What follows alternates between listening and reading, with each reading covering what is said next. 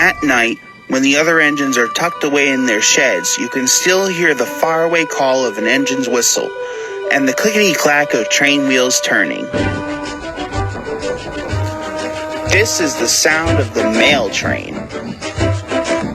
One train is pulled by Thomas and the other by Percy, as the loads are too heavy for one engine to do the work alone. The mail is loaded into freight cars at the harbor, and the engines pull their trains through the silent stations delivering their precious loads.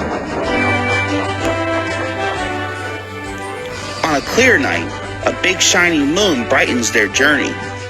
But often Thomas and Percy can't even see the stars. But whatever the weather, lamps along the track always light their way. One night, Percy was waiting at the junction. The main line train was late. At last, Henry arrived. Sorry, he puffed. The mailboat from the mainland was delayed. Come on, Percy, said his driver. Let's make up for lost time.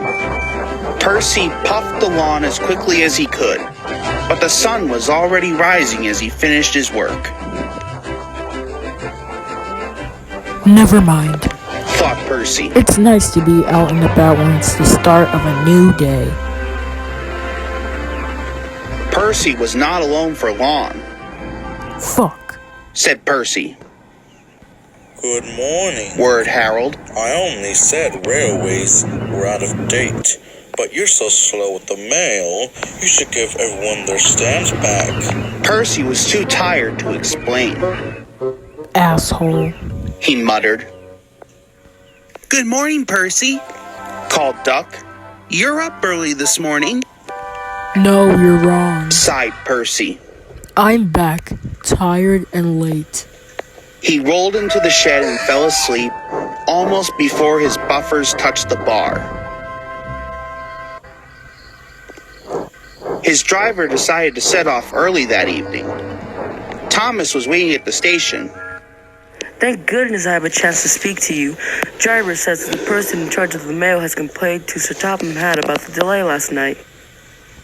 Well, that wasn't my fault, replied Percy. I know, said Thomas.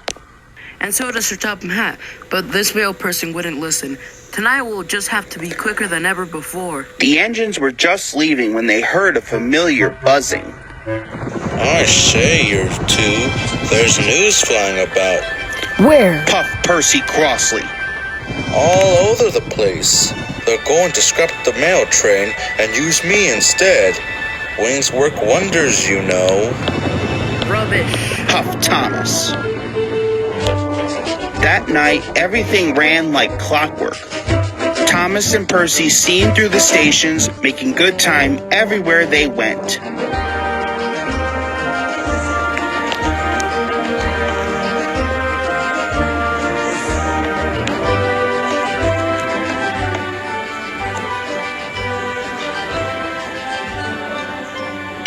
At a station, Thomas noticed a man looking cold and worried. He had missed his train home. We can give you a ride, said Thomas's driver, but it will be rather uncomfortable. Thank you, said the man. Anything's better than sitting here. The next afternoon, Percy passed the airfield and saw Harold. Hello, lazy wings. Are you too tired to fly today? The winds are too strong, grumbled Harold. I've been grounded. You need rails, laughed Percy. They work wonders, always.